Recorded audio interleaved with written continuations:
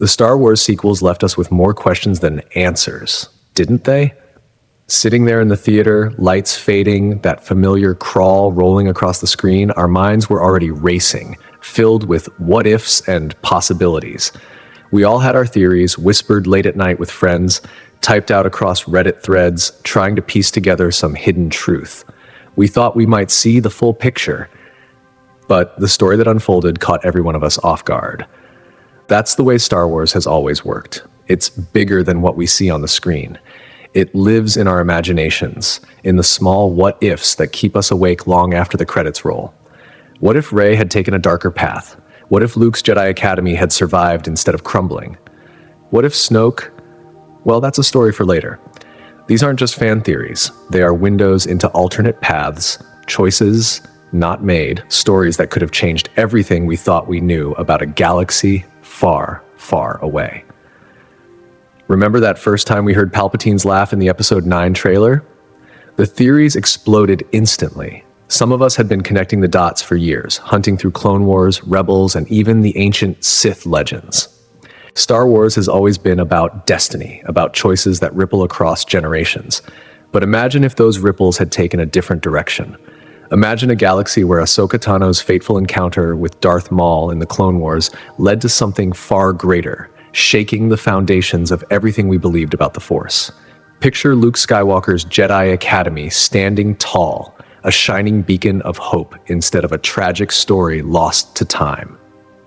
Imagine that somewhere, hidden from both the First Order and our own expectations, another Skywalker lives.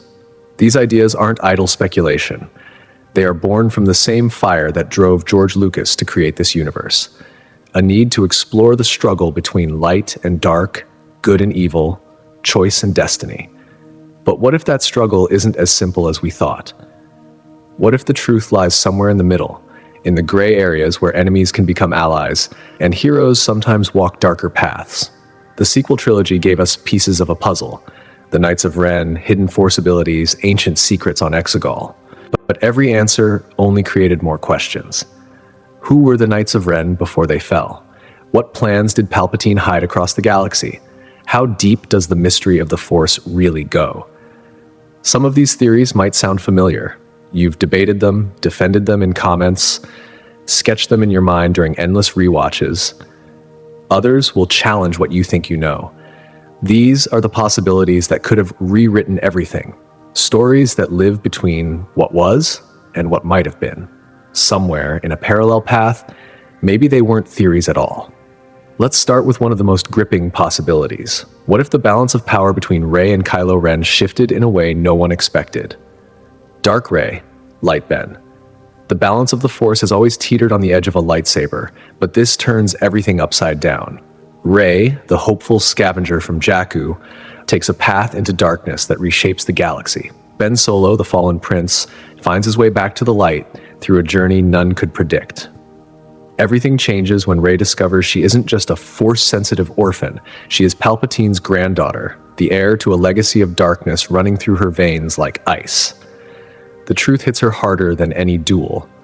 The girl who longed to belong now belongs to something terrifying. It isn't just the Palpatine bloodline that pulls her into shadow.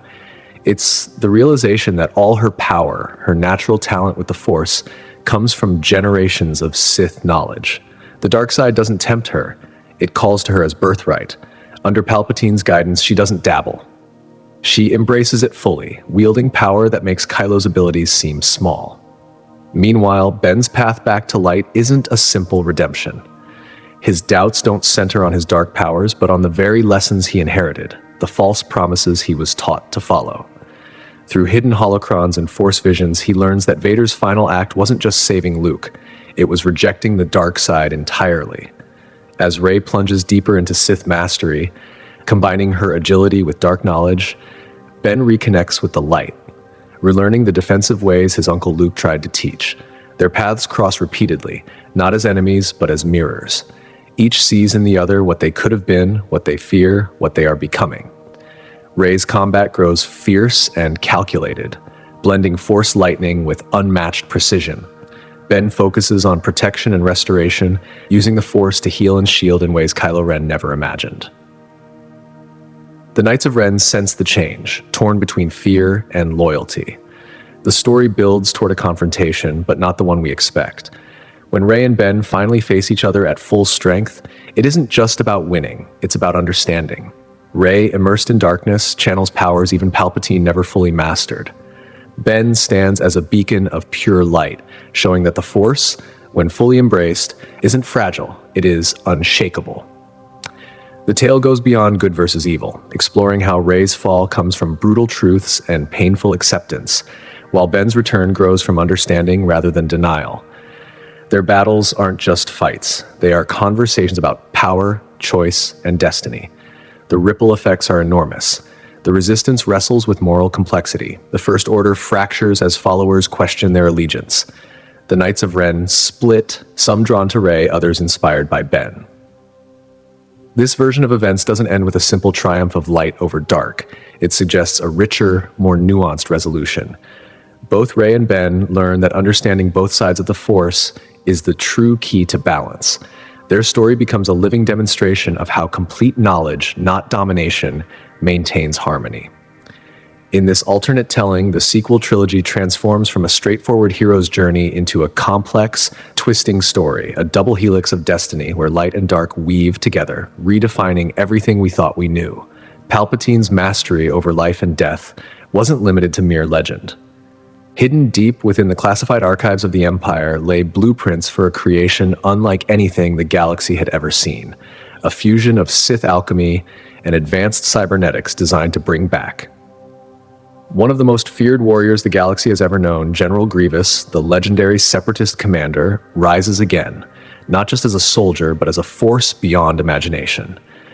He returns transformed, a Sith-empowered machine whose very existence challenges the limits of nature and technology. Palpatine had always known that organic beings, even those sensitive to the Force, had limits.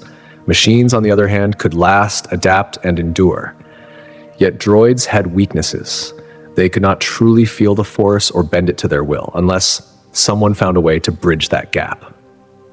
Using fragments of Grievous's old body and pieces of his preserved organic remains locked away in Imperial vaults, Palpatine envisioned something far beyond reconstruction. This was not simply a plan to rebuild a fearsome warrior. It was a design to evolve him. His new body would combine Sith artifacts and materials steeped in dark side energy, creating a vessel that could channel the Force itself. The transformation mirrored Vader's, but far surpassed it. Where Vader remained partly organic, this new Grievous would be entirely machine, crafted with precision and empowered by the dark side. His combat abilities, already legendary, would be magnified by Sith sorcery. 4 arms that once swung in programmed fury now move with instinct, guided by the dark side. His spinning attack, iconic in its deadly rhythm, becomes infused with Force energy, tearing through squadrons as if the galaxy itself bends to his will. But his powers go beyond the battlefield. This Grievous can sense ripples in the Force, predict enemy movements, and even manipulate the fears of those around him. Palpatine intended him to be the ultimate servant, ruthless like a droid, unmatched in combat, and imbued with dark power, yet without the ambition that could threaten his master. Yet in this resurrection, something unexpected emerges. The fusion of dark energy with Grievous's recovered essence awakens a consciousness Palpatine did not anticipate. Memories of defeat, humiliation, and survival mingle with newfound powers, forging a mind that surpasses both machine logic and organic instinct.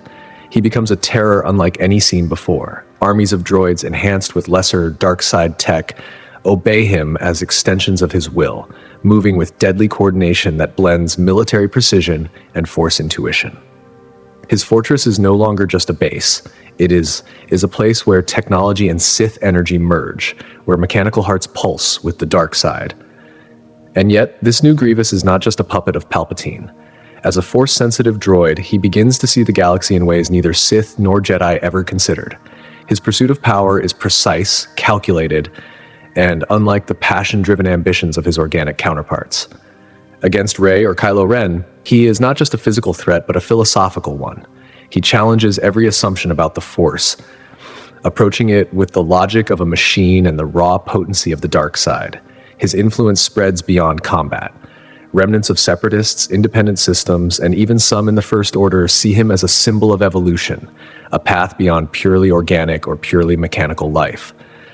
His armies grow as followers are drawn to this fusion of technology and dark power. This Grievous doesn't just reshape battles, he reshapes the very nature of conflict in the galaxy, forcing every faction to rethink how to fight, survive, and wield power. In this version of events, the threads of destiny twist and stretch over decades. When Darth Maul sought out Ahsoka Tano during the Clone Wars, offering an alliance against Darth Sidious, she refused, unready for the truth he offered. Years later, as the galaxy burned under Imperial rule, those words haunted her. Time sharpened her understanding of failure and survival. Maul, hardened by decades of existence tempered by survival and patience, returned not for revenge alone, but with strategy and purpose. Their reunion is no longer a clash of enemies, but the convergence of two beings who have outlasted the destinies once written for them.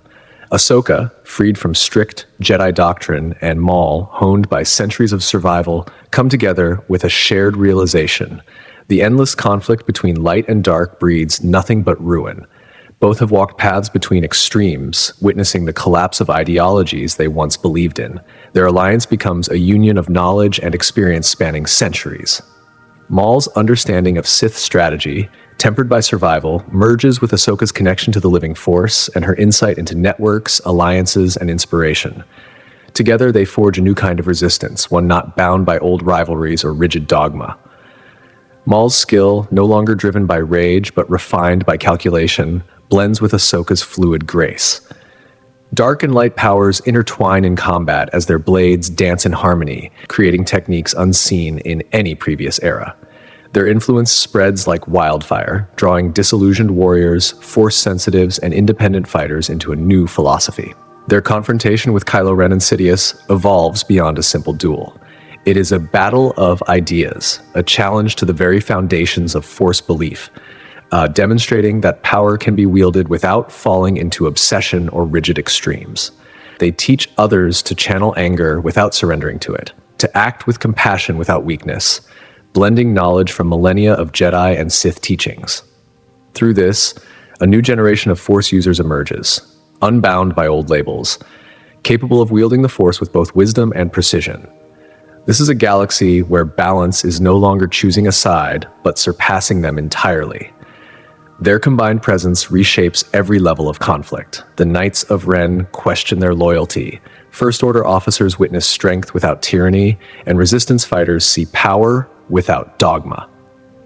The galaxy learns that balance is something deeper, something that goes beyond light and dark. Luke's legacy remains unbroken, but now the story of the Force is expanding in ways no one could have imagined. The possibilities of evolution, transcendence, and the merging of technology with consciousness redefine what power could mean in a galaxy scarred by endless wars. In this new vision, the cycle of light and dark no longer dictates fate. The threads of destiny stretch further, carrying potential for transformation, challenge, and rebirth. The fall of Luke Skywalker's Jedi Academy is remembered as one of the darkest moments of the sequel saga, a night of fire, loss, and betrayal. Yet, imagine a different path, a reality where that same night did not mark the end, but the beginning of something extraordinary. In this version of history, Luke sensed the shadows stirring in Ben Solo and chose a different path. Instead of a fleeting moment of fear that drove his nephew away, he stepped closer with patience, empathy, and understanding. Drawing from his own battles with the dark side, Luke realized that trying to hide or punish these feelings would only make them stronger. He transformed his teaching, forging a new Jedi philosophy, one that honored every emotion while holding firmly to the light. His academy grew into a beacon that drew students from all over the galaxy. Unlike the strict hierarchies of the Old Order, Luke welcomed differences, valuing the unique gifts each student brought. Children, adults, and even former Imperial loyalists came seeking guidance and redemption. Every new voice, every different perspective added depth to the understanding of the Force. When Rey arrived, the story shifted again. She did not find a broken, bitter hermit, but a vibrant, thriving community. Luke took her under his wing, seeing the raw, untamed power in her and shaping it with wisdom, not fear. Under his guidance, her abilities soared, nurtured instead of scarred. The Knights of Ren never emerged in this timeline. Ben Solo, instead of turning to darkness, poured his intensity into becoming the Academy's master combat instructor. His knowledge of both light and dark made him unparalleled, teaching others how to master their own temptations. Together, Luke and Ben built a legacy that continued unbroken. When the First Order rose, they did not encounter an empty galaxy, but an organized network of skilled Force users, integrated into communities, serving as guardians, healers, and peacemakers. The Academy became more than a school. It became the beating heart of a galaxy-wide movement for peace and justice. With this thriving Jedi presence, the power balance of the sequel era shifted entirely. Snoke and Sidious faced not a few scattered heroes, but an entire organized force of trained Jedi. Luke and Rey became the spiritual leaders, guiding the Order, while Ben and his fellow instructors formed the tactical core, preparing for battle with unmatched skill and coordination. Their combined presence offered a true counter to the darkness. Luke's wisdom harmonized with Rey's raw, untamed strength, pushing the Academy's teachings to new heights. Students discovered techniques that combined ancient Jedi knowledge with innovative applications. Healing became more powerful, meditation more precise, and the bonds between Force users opened tactical advantages that had never existed before. When Sidious finally confronted them, it was not desperation, but precise strategy. The Academy moved as one. Luke and Rey led at the forefront, their mastery of the Force a perfect blend of natural talent and years of refined teaching. Across the galaxy, worlds began to form their own Force traditions under Luke's guidance. The Academy evolved into a center of learning, embracing elements of the Guardians of the Wills, the Night Sisters' magics, and even ancient Sith knowledge used to counter darkness. Politics shifted, recognizing the power of trained Force users embedded in society. Graduates served not only as warriors, but as diplomats, teachers, and cultural bridges, creating a web of influence that rendered the First Order's military might far less effective. Ben Solo's role grew beyond mere power. As combat master, he crafted techniques specifically designed to counter dark side users. His lessons became legendary, producing Jedi capable of standing against darkness through discipline and skill, rather than raw strength. This alternate timeline transformed the story of the sequels from one of loss and rebuilding into one of protection, evolution, and hope. The stakes were no longer simply survival, but the preservation of a new understanding of the Force, one that could prevent future catastrophes. Luke's legacy became a testament to growth, not failure, to balance, not denial. The Academy itself became alive, teaching students to face their inner darkness with courage, turning potential weakness into strength. In this reality, the Force was not a burden to suppress, but a gift to understand, a living, breathing guide, shaping a galaxy ready to face whatever darkness might come, a legacy built not on fear or restraint, but on hope, connection, and everyone trembled at the wrong shadow while the stars themselves seemed to hold their breath. Amid whispers of snow and rumors of Palpatine, a different darkness took root in the galaxy's heart. Darth Maul, the apprentice who refused to die, the warrior who clawed his way back from madness, had spent decades turning every defeat into a lesson in patience. Now, as the First Order and the Resistance flash like sparks across the night sky, his influence spread silently, deadly as a lightsaber's edge. This is not the same horned demon who fell on Naboo. Time and experience had molded him into something far more lethal. His mechanical legs no longer stomped in rage.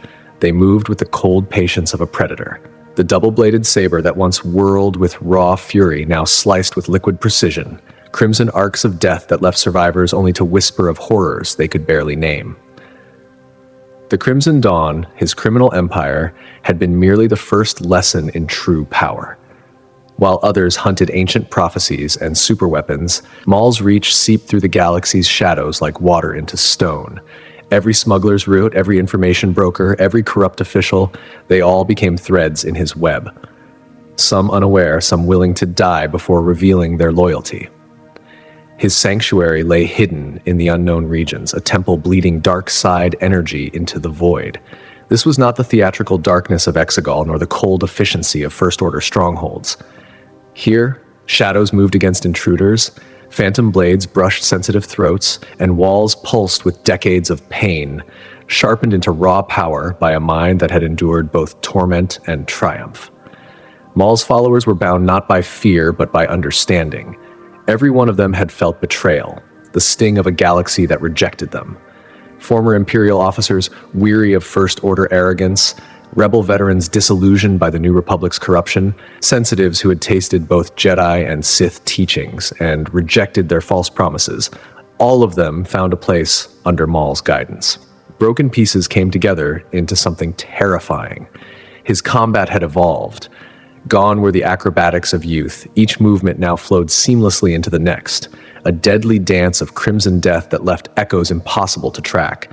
Survivors spoke of feeling their own fear and anger reflected back at them, every strike strengthening him rather than weakening him. The Force bent around him, resisting classification, neither pure Sith nor mere dark zealot. Years of study had twisted ancient Night Sister magics, forbidden Sith alchemy, and corrupted Jedi teachings into something uniquely his own. He did not merely touch the Force, he reshaped it, leaving wounds in reality itself that never healed. When Rey and Kylo's Force connection emerged, Maul saw it not as a threat but as an echo of power's ability to bind and break. He did not seek to destroy them. Instead, whispers reached them both. Truths shaped differently for each, planting seeds of doubt that grew into tangled vines of mistrust. Every attempt they made to bridge the gap between them extended Maul's shadow, a darkness cast by their own light. His revenge against the galaxy unfolded like a poisonous bloom. First Order fleets discovered too late that their fuel lines answered to unseen hands. Resistance bases found their secrets leaked by allies who did not know their minds were already turned. Both sides blamed each other, unaware of the crimson strings controlling their every step. Maul did not seek to conquer the galaxy. He aimed to remake it in the image of his own fractured reflection, a place where certainty crumbled, loyalty shattered, and the Force itself learned the meaning of being broken and reforged. Each appearance was theater crafted with precision. A First Order garrison wiped out, a single survivor left to tell of impossible red blades. Resistance strongholds emptied, defenders vanished like smoke, sacred sites defiled, and symbols left for Force sensitives to bleed from the eyes. Stories spread like wildfire, turning hope into whispered dread. His understanding of the Force had grown beyond simple power. Having died and returned, having danced on the edge of madness, he had built a throne there. He did not bend the Force, he broke it, leaving ripples of wrongness that twisted natural laws. The dark side did not flow through him, it bled. The final pieces of his grand design clicked into place with the ignition of his legendary saber staff. First Order, Resistance, Rey's hidden hope, Kylo's burning ambition, they all danced to a tune composed long before their births. Every victory, every battle left them weaker, more isolated, more vulnerable to the crimson shadow spreading across the stars. And that is where the real terror lies. Maul does not merely want to rule the galaxy. He wants to remake it in the image of his own fractured journey. Every Force-sensitive child who questions their path, every soldier who doubts their cause, every leader haunted by their own fears, they are all stepping into his web. His greatest weapon is not his saber or his mastery of the dark side. It is the simple, devastating truth that everyone, deep down, understands what it means to be broken and reforged. A night had fallen across the galaxy, and a deep, violet light flared from a blade held in a trembling hand, a hand heavier now with shadows no one should have to bear. Mace Windu had not simply survived Palpatine's chain. He had plummeted through years that felt like solitude itself, and each moment of fury and pain had hardened him into something unyielding, dark, and absolute. The galaxy had ignored him once, laughed at his warnings, and paid in fire and chaos. Now, he watches Luke Skywalker's new Jedi Order falter, repeating the same fatal mistakes, and in that repetition, Mace discovers a new purpose. He finds Ben Solo at the brink, doubt and darkness already curling around the boy's heart. In Ben, Mace sees a reflection of his own history, raw, untamed power shackled by lessons that fear it. Whispers of Windu's legend have reached the boy. Stories of a Jedi who turned anger into strength without succumbing to shadow, but the man who steps from the shadows now is no legend. Time and betrayal have sculpted him into something far sharper, far more dangerous. His scarred face tells of survival that dwarfs any of Ben's struggles. His mechanical hand hums with dark energy, each finger etched with ancient runes pulsing in rhythm with his heartbeat. But it is Mace's eyes that pull the boy in, burning with a power that mirrors Ben's own, raw and hungry. Their training begins not with lightsabers or maneuvers, but with truths. Mace lays bare the failures of the Jedi. Not just Luke's order, but the arrogance that led to clone wars, the blindness that allowed tyranny to rise. Each revelation cuts deeper, a lesson in the price of ignoring darkness. Ben sees how Mace foresaw Palpatine's threat when the Council celebrated, how their hesitation destroyed worlds, how the balance between light and dark, once represented by a purple blade, can now become an instrument of precision and terror. Mace teaches him a new path, Vada, not simply as combat, but a way to wield darkness without surrendering to it. Together, they push the style past its limits, forging a technique that makes even the strongest paws wary of its force. Their bond grows, shadowed by pain and mutual understanding. Mace sees in Ben the echoes of his own fall, and Ben sees in his master the lessons Luke never offered, that being right is not enough, that justice can curdle into vengeance. They train in hidden temples, ancient and silent, where light and dark once danced freely. When Ben finally becomes Kylo Ren, it is with a calm, calculated coldness, not explosive rage. Their strike on Luke's temple is precise, a surgical act designed to expose the failings of a new Jedi Order. Survivors are given a choice: embrace their vision of power or vanish into exile. The Knights of Ren rise under their guidance, a combination of Mace's tactical genius and Kylo's raw strength, a force of controlled fury. Their lightsabers slice in patterns that leave searing traces in the air, purple and red entwined. Every duel is a lesson in mastery, in using emotion as a weapon without letting it dominate. The galaxy begins to whisper of their presence. Planets resisting the First Order do not merely fall, they are dismantled with chilling precision. Every defense stripped away by a partnership of experience and raw force power. Their influence grows and murmurs spread. This is not about Snoke, not about revenge alone, not even about ruling. This is about cleansing weakness, burning away half measures and compromises that have plagued the galaxy for generations. Every world becomes a proving ground, every victory a demonstration of their philosophy. Officers of the First Order study their moves, seeking to understand the principles behind their perfection. Young recruits dream of being chosen for training under them, even as survivors speak of the grueling intensity.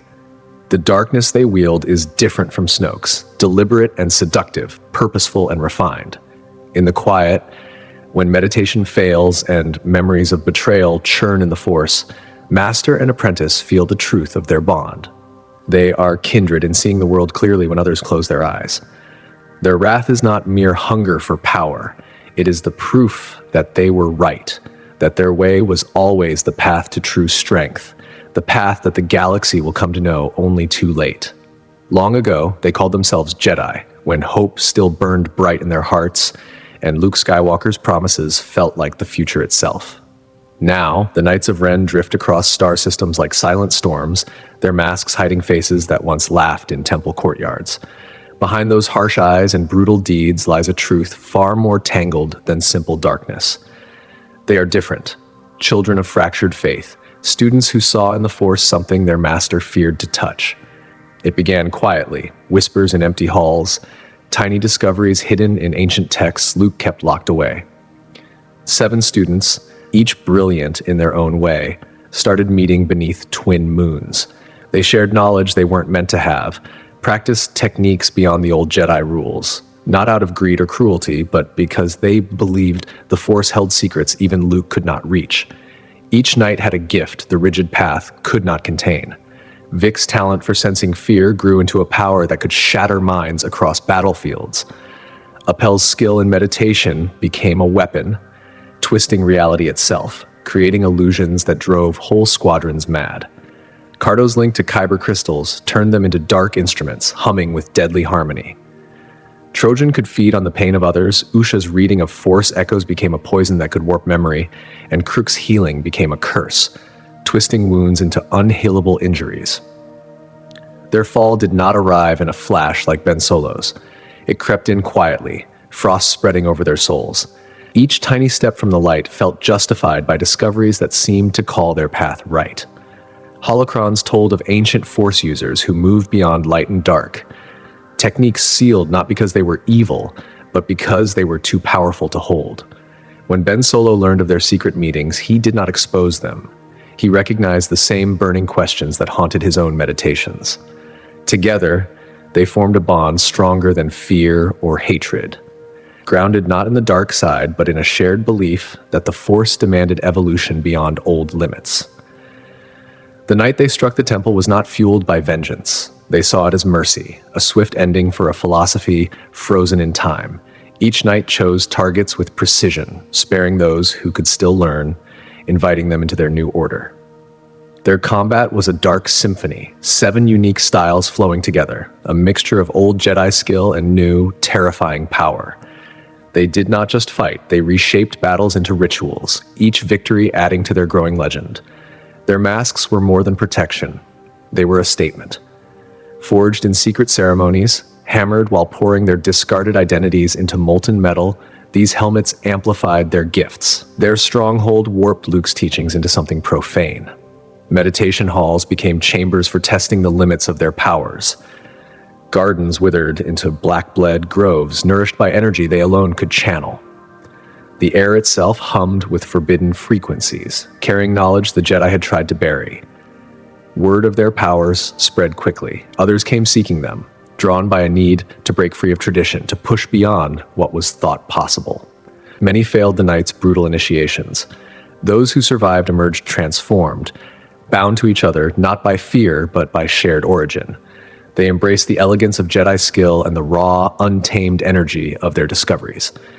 Even the First Order recognized their strength, but misjudged them, seeing them as mere weapons of darkness.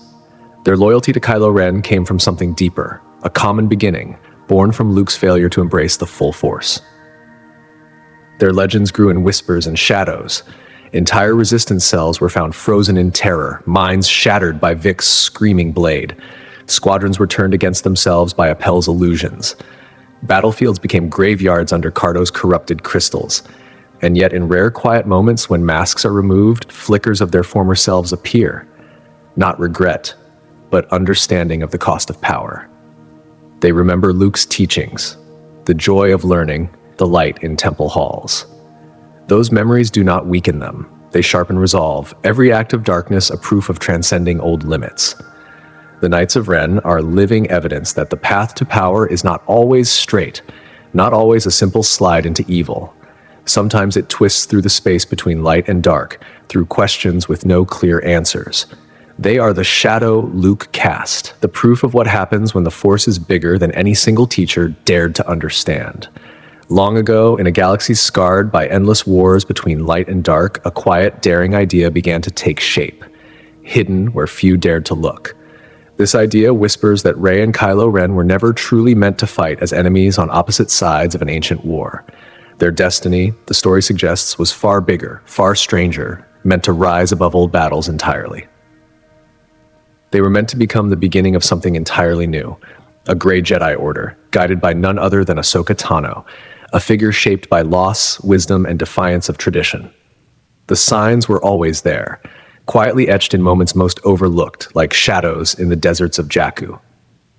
Rey's struggle with her incredible power, her pull toward the dark side during her training with Luke, was not just a struggle.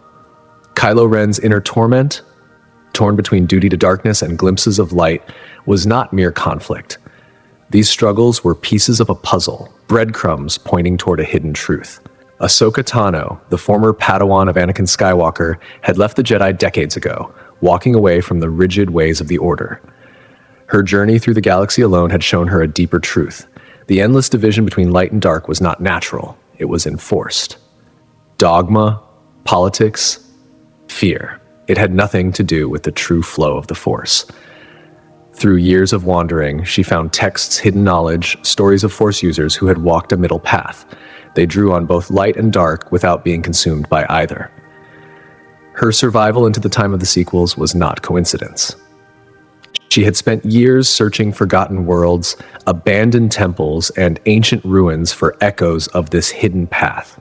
She found Force users who wielded lightning without hatred, channeled passion without losing themselves, drew power from emotion without being swallowed by it. Each discovery was a spark, a reminder that balance was not just a dream, it was possible.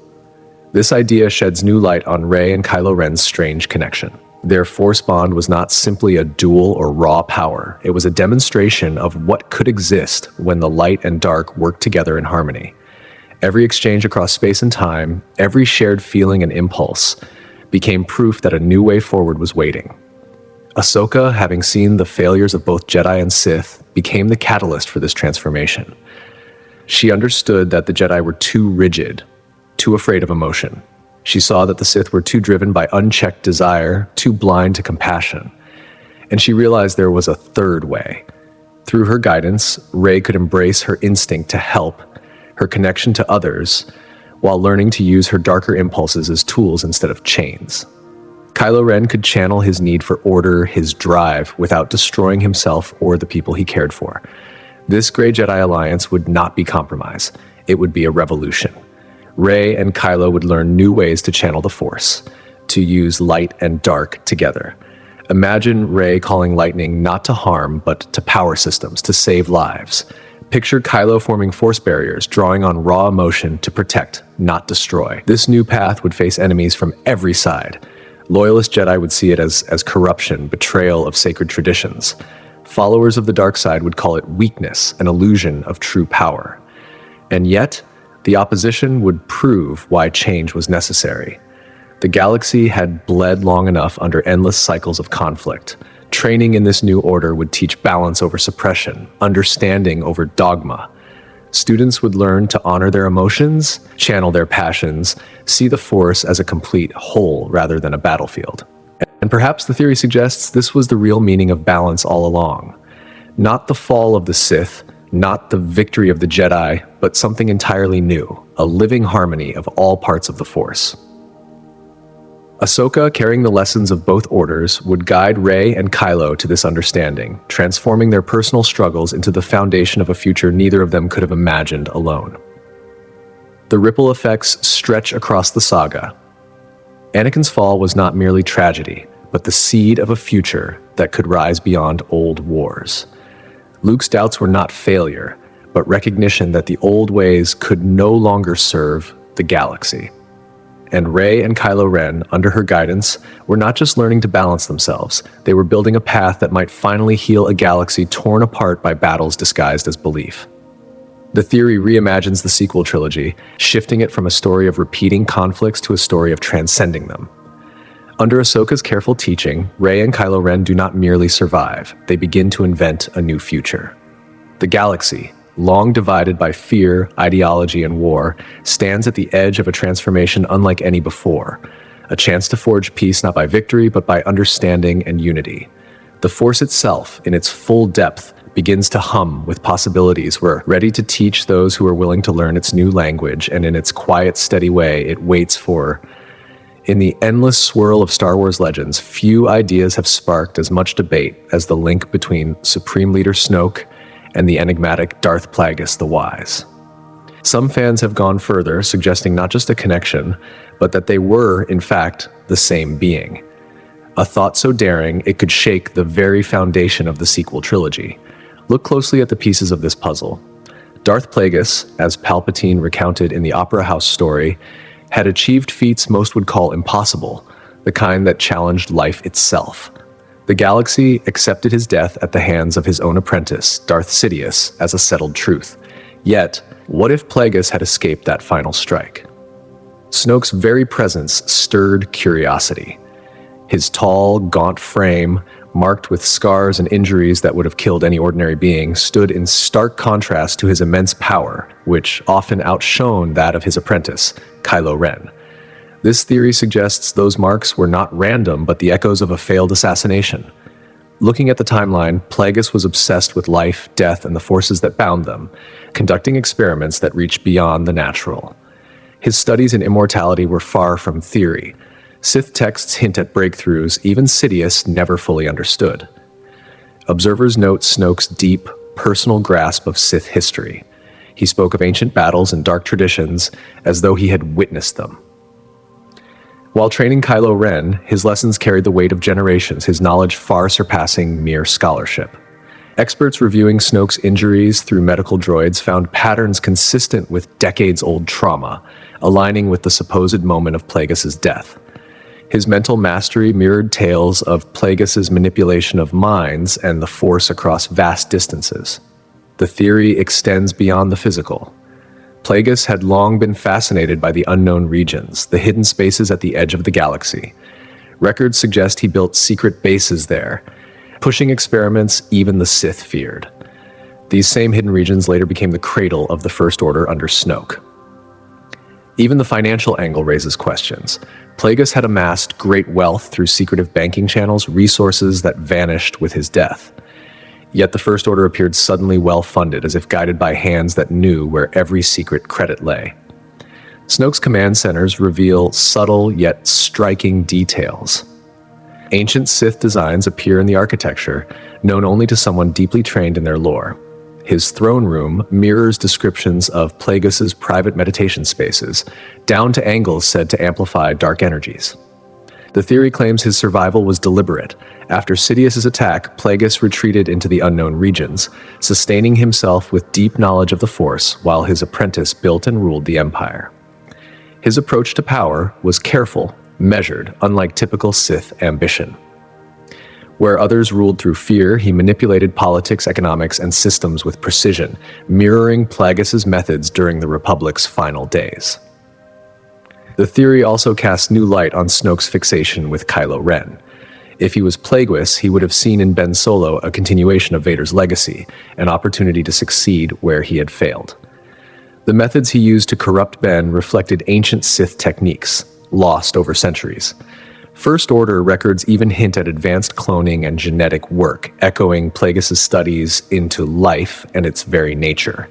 Some suggest Snoke's body may have been a vessel for Plagueis' consciousness, his physical form a construct while his mind endured.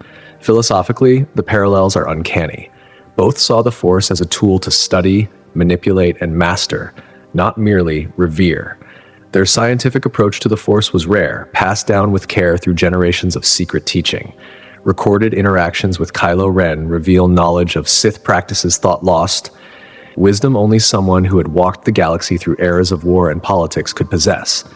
The theory neatly ties together Snoke's sudden rise, incredible power, and deep understanding of Sith and Jedi history. Yet, questions linger. If Snoke was Plagueis, why not strike Sidious directly? The theory suggests a patient game, letting the apprentice fall to hubris while quietly rebuilding a hidden power. The trilogy, viewed this way, becomes a layered chessboard, ancient minds shaping the course of generations. Every Snoke encounter, every subtle manipulation, carries weight when seen through the lens of Plagueis' ancient foresight. The First Order is no mere remnant. It is the product of centuries of careful design and manipulation, a living legacy of Sith ambition. Snoke's interactions with the galaxy show an intelligence that calculated each step with precision. His training of Kylo Ren was not merely about creating a powerful apprentice, but about shaping someone who could carry forward a vision centuries in the making. He observed, tested, and manipulated events across light years, subtly guiding outcomes that would benefit his ultimate plan. Every political upheaval, every strategic move of the First Order hints at a mind several steps ahead, mirroring the methods Plagueis had used in his time to influence galactic events without direct confrontation. Even Snoke's approach to battle strategy reflected an older, more deliberate understanding of power. Rather than rushing into confrontation, he employed patience, waiting for opponents to expose weaknesses. This mirrored Plagueis' philosophy: control through subtlety, manipulation, and patience rather than sheer force. Ancient texts describe similar methods, advising Sith to act as shadows, shaping events from behind the scenes, guiding history without ever being seen. Snoke's every maneuver, his every decision, resonates with this philosophy, suggesting a continuity of thought that spans generations. The theory extends into the deeper mysteries of the Force. Snoke displayed abilities not commonly seen, techniques that allowed influence across vast distances, control over life and death in subtle ways, and knowledge of secrets long thought lost. Scholars note parallels between these abilities and records attributed to Plagueis, particularly his experiments with immortality and manipulation of midi-chlorians. It is as though Snoke carried forward a legacy of Force mastery that had been dormant for centuries, resurrected with purpose and intent. Even the emotional currents between Snoke and Kylo Ren take on new meaning. What seemed like simple seduction to the dark side becomes an intricate lesson in legacy, testing, and preparation. Each word spoken, each challenge presented, aligns with a plan that could only be conceived by someone who had lived and survived far beyond the natural span of life. The patience shown in waiting for Kylo to reach his full potential mirrors the careful cultivation of influence that Plagueis was known for, shaping not just a pupil but an entire movement capable of reshaping the galaxy. In the end, whether Snoke was truly Plagueis or not, the story reshapes how we view power, patience, and the reach of ancient minds in Star Wars. The connections between past and present, master and apprentice, take on a new depth, suggesting a galaxy where the shadows of history stretch long and deliberate, where one cunning mind can ripple across generations, guiding events, shaping destinies, and proving that sometimes the past never truly dies, it simply waits for the right moment. Beneath the surface of the sequel trilogy, a shadowed story lingers, one that refuses to fade from memory, the tale of a secret child born of Luke Skywalker. Hidden deep in the unspoken corners of the galaxy, fragments of evidence hint that the last Jedi safeguarded his bloodline, keeping it hidden from friends and foes alike. Between the fall of the Empire and the rise of the First Order, Luke wandered across countless star systems, building his Jedi Academy, chasing forgotten knowledge, and walking paths few others dared to follow. Those years hold countless untold moments, encounters, choices, and relationships that may have led to the birth of a child kept in secret. Excavations at Luke's former expeditions tell a strange story. In footprints beside his own, smaller prints appear, moving with purpose. Supplies meant for two were carried along paths officially marked as solo journeys. Recovered Jedi archives, though fragmented after the Empire's collapse, hint at the bonds of Force-sensitive bloodlines, the pull of the unseen guiding them toward one another. Luke's travels often intersected with reports of local Force-sensitive individuals, particularly in regions lightly touched by the Empire, and one name surfaces repeatedly, a woman known only as the Wayfarer. Students who survived his academy speak of months when Luke would disappear, offering only vague reasons of personal study. In his quarters, toys and items with dates from the New Republic era quietly tell a story. His lessons, too, carry hidden weight. Discussions of Force heritage, the delicate nurture of potential, and the importance of keeping young Force users hidden from danger resonate with an intensity that puzzled his pupils. Financial records echo the pattern, regular shipments to remote outposts, masked as research funding, yet timed with milestones in a child's growth, the awakening of powers, the shaping of abilities.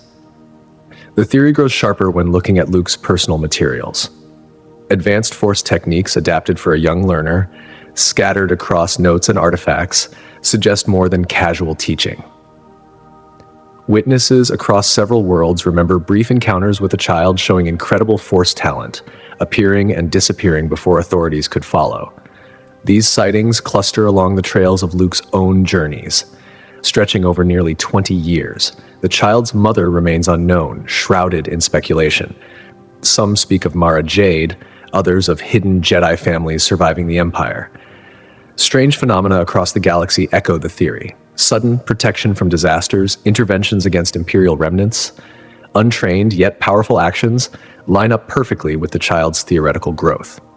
Luke's exile takes on new meaning. Perhaps it was not failure alone, but careful strategy, a move to keep his offspring safe. On Ashto, his remote refuge concealed more than himself.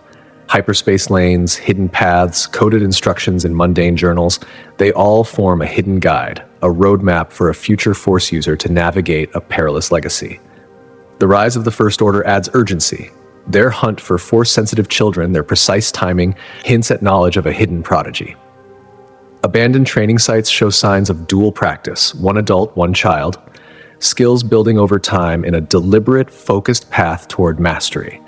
Star charts from Luke's submerged X-Wing reveal secret corridors, safe routes across occupied space, a careful preparation for someone meant to move unseen. This story extends beyond survival. Luke's child was shaped, trained, and hidden with purpose, ready for a moment that could change history. Local legends tell of a wandering youth performing acts of quiet power, leaving lessons in kindness, and disappearing before drawing notice. These stories echo Jedi parables, suggesting intentional guidance and teaching, a legacy nurtured in secret. Every thread of this hidden life transforms the saga. Questions of legacy and bloodlines shift from the abstract to the personal. The possibility of a hidden Skywalker turns the end of an era into a tale of careful renewal. And though the truth remains veiled, the child's presence somewhere in the galaxy awaits a time to step forward and carry the Skywalker line into a new chapter, a secret long kept. Deep within the forgotten corners of Mandalorian law, a new idea began to stir. One that could change not only the path of Boba Fett, but the very future of his people. This idea places the galaxy's most notorious bounty hunter at the heart of Mandalore's revival, raising the Darksaber high in a campaign meant to bring his scattered clans together against the First Order. The roots of this belief reach back to ancient Mandalorian prophecies, telling of a warrior born from harsh desert sands, surviving impossible trials marked by destiny and fire. Scholars of Mandalorian history often see echoes of Fett's survival in the Sarlacc pit, a trial that left him both scarred and forged in equal measure, shaping body and spirit. Recovered Mandalorian scrolls speak of the Darksaber not simply as a sign of rule, but as a weapon that chooses its master through trials of strength and worth. The theory suggests that Fett's life of battles, his deep yet complicated ties to Mandalorian tradition, made him the only one capable of wielding this legendary blade. His journey to claim it would have led him through shadows and across the galaxy, tracking the weapon's last known keeper. Hidden Mandalorian operations at the time hint at secret challenges, testing more than skill in combat, testing understanding, loyalty, and vision for the future of Mandalore.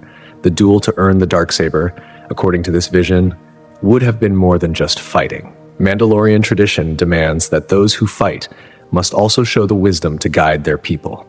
Fett, both outsider and heir to tradition, would have known how to honor the past while shaping a new age. Victory with the Darksaber would have been only the beginning. The theory describes Fett using this authority to reunite lost clans, relying on both his fearsome reputation and his knowledge of operating in a galaxy rebuilt from Empire's ashes. Evidence from abandoned Mandalorian strongholds shows signs of recent activity, with structures restored and reinforced, blending traditional designs with modern defenses, a reflection of Fett's strategic mind. Under his leadership, Mandalorian culture would not simply be restored as it was, it would evolve. Core beliefs would endure, yet the approach would adapt to a galaxy forever changed. Young Mandalorians would be drawn to this vision, eager for purpose beyond profit and mercenary work, while some traditionalists resisted, fearing the new path. Reports from this period show Mandalorian warriors appearing in key places across the galaxy, no longer acting as lone mercenaries, but moving with intent, preparing for a larger battle. Training focused on tactics that countered First Order forces, combining Fett's lifetime of experience with ancient combat techniques. Allegiance with the Resistance, the theory suggests, was more than strategy. It represented a return to Mandalorian roots, fighting not for coin, but for protection, for freedom. Mandalorian combat doctrine shifted from one-on-one duels to coordinated strikes, suited for guerrilla operations, mixing old wisdom with Fett's understanding of modern war. Supply caches and hidden armories supported these mobile groups, evidence of careful planning for prolonged conflict. Under Fett's guidance, Mandalorian smiths created armor and weapons designed to meet the new threats, innovations blending tradition and cutting-edge technology. Young warriors learned more than fighting. They were taught honor, responsibility, and the protection of others, lessons Fett had earned through his life's journey. Strike teams appeared seemingly out of nowhere, defending villages and outposts against First Order attacks, guided by networks combining underworld knowledge with Mandalorian scouting. The First Order grew wary, canceling or altering plans through the sudden intervention of armored warriors, forced to spend resources countering their tactics. This theory reshapes how we imagine the final stages of the Galactic Civil War. United Mandalorian forces, led by Fett, would have offered elite shock troops, capable of taking on the First Order's finest. The sight of Boba Fett holding the Darksaber in battle would have been a symbol of hope and power. A warrior who once served the Empire, now leading his people against tyranny. Yet the theory hints at something deeper. That Fett's true role was not merely that of hunter or fighter, but as a leader, a guide for a people at the crossroads of history. Through him, the Mandalorian way could endure, transformed and strengthened, ready to face the challenges of a galaxy in turmoil. His leadership could have rippled through the stars, altering the balance of power, shaping the battles, the politics, and the destiny of a restored Mandalorian culture, standing as both shield and spear for the future. The story hidden in the genes of every clone tree carried a secret older and darker than anyone could imagine. Each descendant held a silent command, sleeping through generations, waiting for the moment it would awaken. Unlike its predecessor, which struck only at Jedi, this new order was far more merciless. It was designed to wipe out every Force-sensitive being, whether they followed the light or the dark. Security recordings from First Order bases showed strange behavior in troops with clone blood. Tiny twitches, brief pauses before following commands, and moments of blank stares hinted at something buried deep inside. Psychologists dismissed these signs as stress, never realizing they were witnessing the first whispers of a hidden protocol coming alive. Lab tests on recovered clone DNA revealed a mechanism far more cunning than Order 66. Order 67 wasn't just a command, it was stitched into the very mitochondrial DNA of every clone, ready to be passed down to every future generation. Unaware, First Order scientists had unknowingly kept this ticking genetic bomb alive through their own cloning projects. Experts theorized that the activation was tied to the rise of Force-sensitive individuals. As more children emerged during the sequel trilogy era, the energy they radiated slowly triggered the dormant programming. Each new child brought the protocol closer to awakening, like grains of sand steadily filling an hourglass. This theory casts new light on Rey and Kylo Ren. Their combined power made them targets, forcing them to put aside their differences to survive. Military records hint at strange troop movements, clone-descended squads appearing at locations where Force-sensitive children had been identified. These missions happened without orders, suggesting the clones acted on their own, driven by a deeply buried command. The genetic program was astonishingly precise. Troops stayed tactically skilled and combat-ready, while seemingly gaining a supernatural sense for detecting Force users. Medical scans showed heightened activity in areas of the brain linked to sensing the Force, as if the clones themselves were awakening latent abilities. Early combat footage shows them executing complex strategies against Force users instinctively, countering powers they had never been trained to face. The theory suggests Palpatine created Order 67 as the ultimate safety net. If he could not control the Force, no one could. The protocol would trigger when Force sensitivity reached levels that could threaten his vision of dominance. Rescue missions led by Rey and Kylo were met with clones moving like a single organism, immune to Force manipulation and adapting instantly to any attack. Facilities discovered during these missions revealed the shocking scope of the conspiracy. The First Order had unknowingly built their army on sleeper agents, each carrying a command ready to ignite at the perfect moment.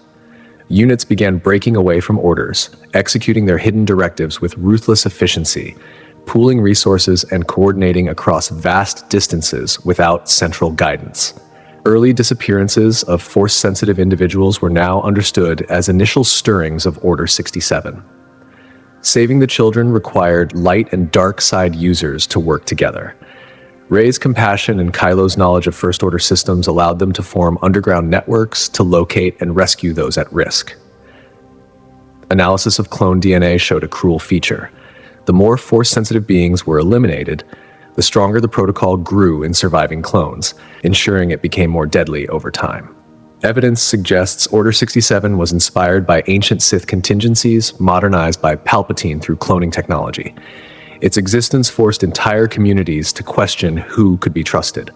Traditional lines between light and dark blurred as all Force-sensitive beings were marked for elimination. First Order scientists, horrified by their unwitting role, collaborated with Resistance geneticists to try and disable the programming. Rey and Kylo's mission transformed into something beyond rescue. Neutralizing Order 67 became essential to protect any future for Force users. Their investigation uncovered layers of conspiracy stretching back to the Clone Wars, revealing that the sequel trilogy's conflict was more than Resistance versus First Order. It was a fight for the survival of Force sensitivity itself. Their cooperation was not just choice, it was a desperate necessity against a rising threat poised to wipe out an entire legacy of the Force. The genetic war buried in the clones had begun, and every step forward carried the weight of extinction waiting to wake. A new idea has emerged that changes everything we thought we knew about the events of the sequel trilogy, suggesting that Mortis itself started to bleed into our reality. To grasp how immense this is, we first need to understand what Mortis truly is. Beyond the farthest reaches of space lies a hidden realm, spoken of in the oldest Jedi scrolls and dark Sith holocrons alike, a place where the Force takes shape and breathes, perhaps even the origin of the energy that holds the galaxy together. For countless ages, Mortis stayed apart from our universe, held at bay by three godlike figures: the Father, who kept cosmic balance, the Daughter, who carried the light, and the Son, who embodied essential darkness. During the sequel trilogy, the walls between their world and ours began to crack. The first signs were subtle. Force-sensitive beings started having visions, sharper and deeper than any ordinary Force connection. They saw strange, crystalline lands where thought could shape reality, where matter bent to intention. These were not dreams, but moments where Mortis crept through weakened boundaries into our universe. Then the strange events escalated. Force powers acted unpredictably. Skills that once demanded years of focus now appeared instantly. Meditation could warp reality. Even those with no Force training felt strange ties to a new, shifting energy. The Force itself became unstable as two realms began to collide. But the beings of Mortis were not passive observers. They sought successors. If you were immortal and charged with holding reality together, wouldn't you want to pass on your legacy? The Father, Son, and Daughter began choosing candidates: Rey, Kylo Ren, and a mysteriously returned Luke Skywalker. Each fit perfectly into roles they could inherit. Rey's raw strength and instinctive balance mirrored the Father. Kylo's tangled connection to darkness reflected the Son. Luke, having transcended death, embodied the Daughter's light and sacrifice. The effects of their convergence rippled across the galaxy, time bent backward in small pockets. Untrained individuals suddenly wielded Force power. Spaces formed where physics obeyed suggestion, not law. It was as if the universe itself questioned its own rules. Each potential successor received visions of futures they might hold. Rey saw herself on a throne of pure Force, maintaining cosmic balance. Kylo saw himself using darkness not to destroy but to counterbalance the light. Luke saw a future where his sacrifice would become an eternal seed of hope. The choice before them was staggering. Accepting these roles meant power beyond imagining, but at the cost of their humanity. They would become eternal guardians, watchers over balance itself. Refusal could collapse the barriers completely, merging Mortis and our world in ways that might tear reality apart. Across the galaxy, instruments recorded Force disturbances never seen before, waves of energy bending midi-chlorians, rewriting the foundation of Force sensitivity. The beings of Mortis began appearing in our realm more often, leaving behind zones where physics broke down, replaced by pure Force will. These zones offered terrifying previews, places where thought and reality became one. Past records hinted at similar events, but never on this scale. Previous bleedings touched only star systems. This threatened the whole galaxy. Chaos grew as Force powers became unpredictable, with even trained users struggling to control themselves. The galaxy teetered on the brink of Force-driven anarchy. This theory reshapes our understanding of the sequel trilogy. Every lightsaber duel, every connection between Rey and Kylo was set against the backdrop of a collapsing reality. Their struggles were part of a cosmic test, evaluating their readiness to inherit godlike roles. The theory suggests that their combined experiences, light, dark, and the space in between, allowed them to see possibilities even the inhabitants of Mortis had not. This was not a simple battle for the galaxy. It was three people facing a choice: godhood or humanity, the preservation of the realms, or their complete fusion into something unimaginable. Every choice carried the weight of all existence. In the end, this idea transforms what we understand about power in Star Wars. The real question is no longer light versus dark, but whether to remain human or ascend into something far beyond. Perhaps true heroism is not in seizing godlike power, but in staying beautifully, painfully human even as the divine calls. Deep within the forgotten halls of an ancient Jedi temple, a secret waited, hidden for centuries. Ahsoka Tano, following threads of ancient text, uncovered something that would forever change how we understand the Force. What at first seemed like a small mistranslation turned out to be monumental. The Chosen One prophecy, long believed to mean the destruction of the Sith, held a far deeper, more revolutionary truth. It was never about eliminating darkness. It was about bringing light and dark together, forging a whole new path. Her journey began with fragments of text older than the Old Republic itself. The language of the ancients was delicate, each word layered with meaning that shifted depending on context. For generations, Jedi scholars had read the prophecy as a call to bring balance by eradicating darkness, but the real translation spoke of uniting extremes. This was no minor semantic debate. It was a complete rethinking of what balance in the Force truly meant. The prophecy spoke in waves. The first to begin the change was Anakin, the second to understand it was Luke, and the final to complete it would be Rey. Each built upon the sacrifices and insights of those who came before, learning the true nature of the Force step by step. Alongside these texts were ancient diagrams showing the Force not as two opposing sides, but as a flowing circle where light and dark strengthened and defined one another. The images bore an uncanny resemblance to the Force dyad Rey and Kylo shared, a bond of power unlike any seen since the prophecy was first written. Ahsoka's research revealed an even deeper truth.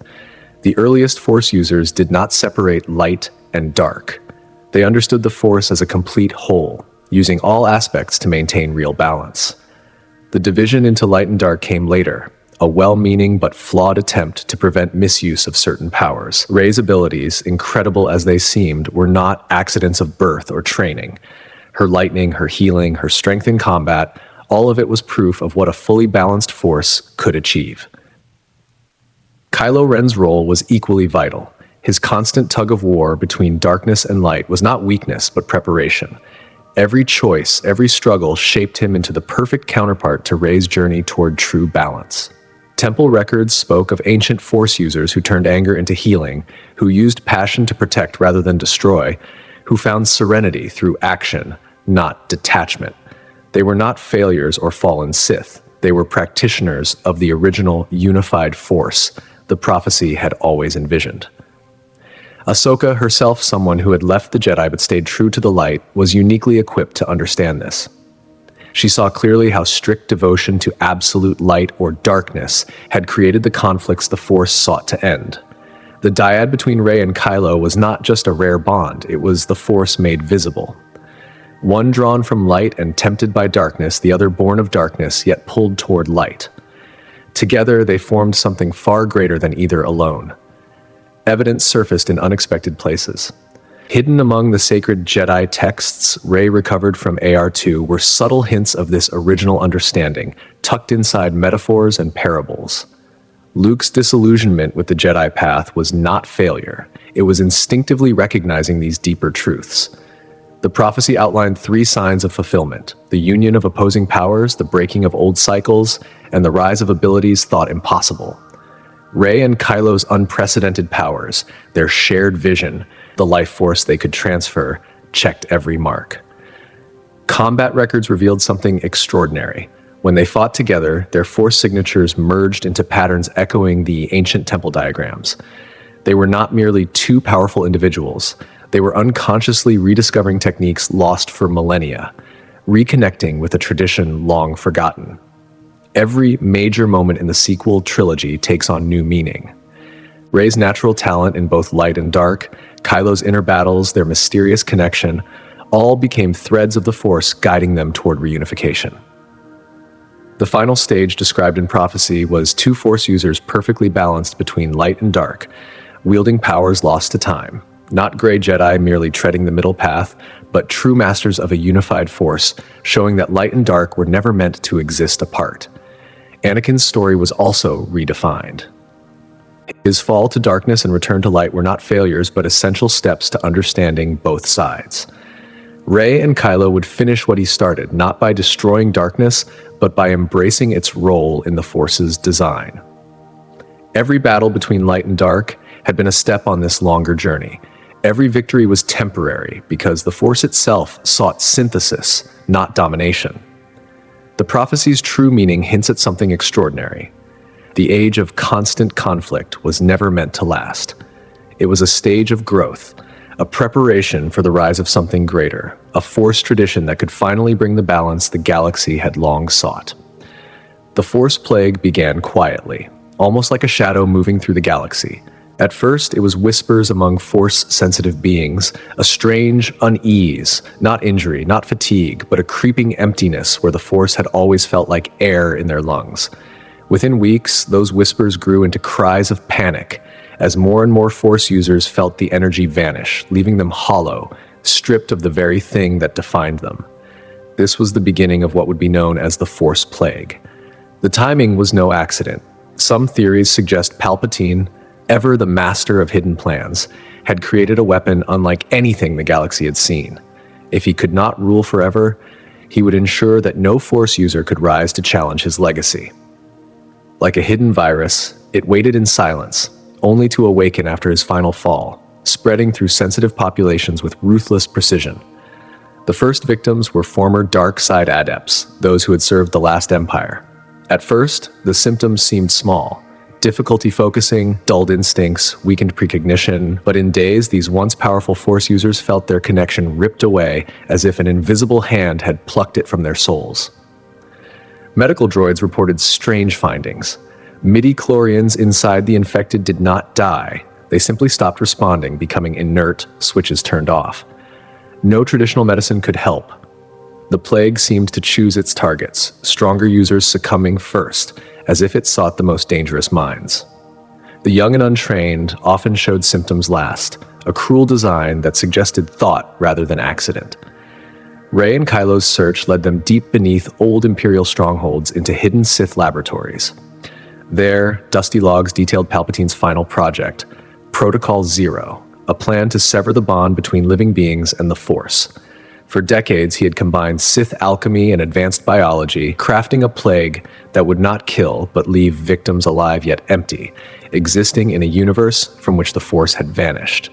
For many, this loss was worse than death itself. Each discovery revealed more Palpatine's patience and cruelty. The plague had been spread across the galaxy in hidden spores, embedded in food, medicine, and shipments, lying dormant until triggered by the Emperor's final death. Rey and Kylo traced these secrets to the darkest worlds of Sith space: Moraband, Malachor, ancient places holding fragments of knowledge from wars long past. Each ruin revealed the depth of his vengeance. Entire generations of Force-sensitive populations used as test subjects, their abilities cataloged, measured, and analyzed until the final version was perfected. The plague was designed to resist every known technique. Healing with the Force could backfire, the disease turning any cure against the healer.